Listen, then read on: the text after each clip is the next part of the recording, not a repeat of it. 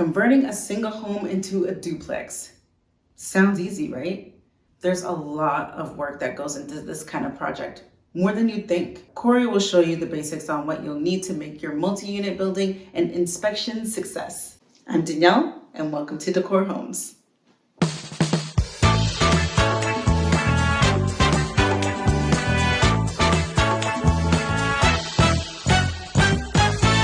Hi there, Corey from De-cor Homes here. Have you ever considered converting a single home into a duplex and wondered, what do I have to do this? Well, here, let me show you a couple of things. We have for a client a nice little home that we're trying to convert a semi into a duplex. Figure, right? Splitting a already split up home in half. Crazy. This is what we're doing. Before doing any type of framing, what you always need to consider is this continuous fire break. Continuous fire break basically means that you have to put a 5/8 drywall sill above your ceiling. It could even be 1/2 inch depending on different codes, but we just put 5/8, that way we're not messing around. All of this that we framed, this was all existing wall, no drywall sill.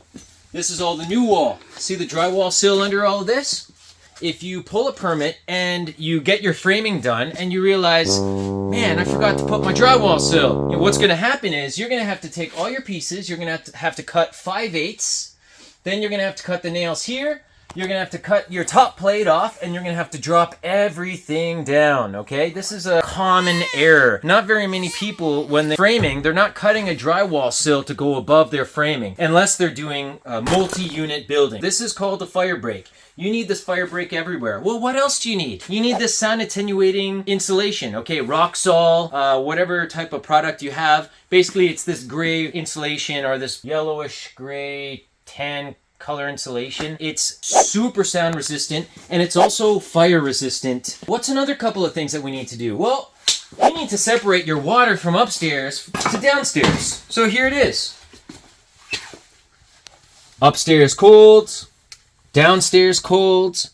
So there's so we can actually control the upstairs water from the downstairs. Well, what else do we need? We actually need to install resilient channel. Resilient channel helps to reduce the sound transference from upstairs to downstairs. And when we're talking about resilient channel, we actually need resilient channel on all adjacent walls to any other living space. In the basement, we use resilient channel on the ceiling, but the resilient channel also needs to be carried throughout the walls of the upper staircase. When people are running around, this is what you could avoid. You have to drop all of your electrical boxes down because the resilient channel is 1/2 inch, and then there's also 5/8 drywall. So when you're separating units, you need type X drywall. This is special fire rated drywall. It's 5/8 of an inch. A regular drywall is 1/2 inch, okay?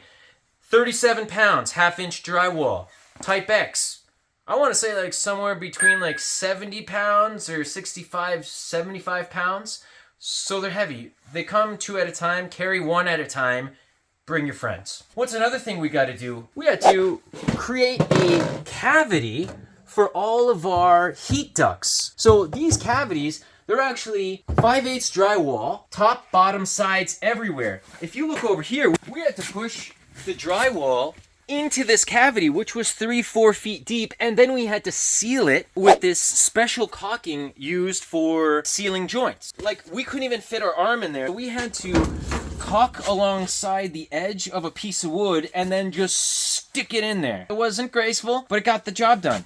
Another item is having a steel door separating the 2 units. We removed the door jamb completely from this door frame, and we're going to have to build this with a metal door, okay? This is with a 30-minute fire resistance rating. This will have to have a metal door, which is another item that we require when we're converting a single home into a duplex. Well, what else do we need? Let's have a look. Did you know that any pipe greater than 2 inches has to have a fire collar around it? This is a special fire collar that goes around all of those pipes and creates a nice seal and prevents fires from being able to squeeze through. Pretty cool. So we need 2 of these, and look where we need to install them. We need to install one right here around this guy, which is our toilet from upstairs. And we need to install one more around this one.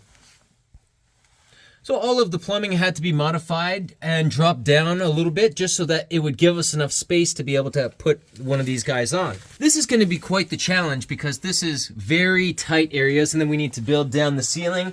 It's going to require tricky drywall just to be able to get this guy on. So the planning process is half the battle. These don't quite seem like a big deal. This one comes from Hilti. Hilti makes a great product no matter what they build. So we require 2 for this house in those locations. If we fail to include these, the building inspector would come in and tell us that we failed our fire separation inspection. Lastly, one of the main things that you require when converting a single home into a duplex is interconnected fire alarms. You need 1 CO2 and fire alarm outside of the bedrooms, okay? This one qualifies for that. Then inside each bedroom, we need 1 fire alarm for each room.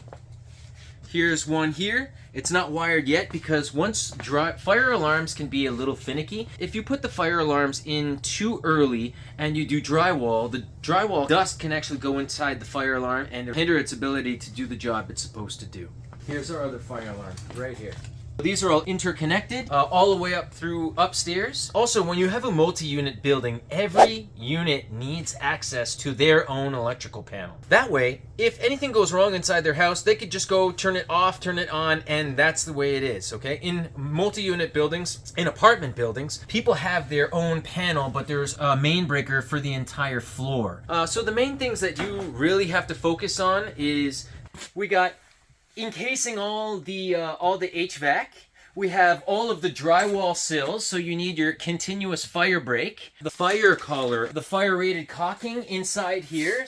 And there's different caulking for plumbing pipes as well as drywall, so you have to do your research. The interconnected fire alarms, that's a biggie. Resilient channel, we have the insulation. You also need to separate your entrance, so you need a metal door. They have a 30-minute fire break, and the metal door has a metal frame. You need to separate your water from upstairs to downstairs. Every unit needs access to their own electrical panel. This is important. If you want to pull a permit and do a job correctly, this is likely what you're going to run into. Before you take on a job, do your research, get the proper quotes, and make sure you're not running into issues. Thanks for watching.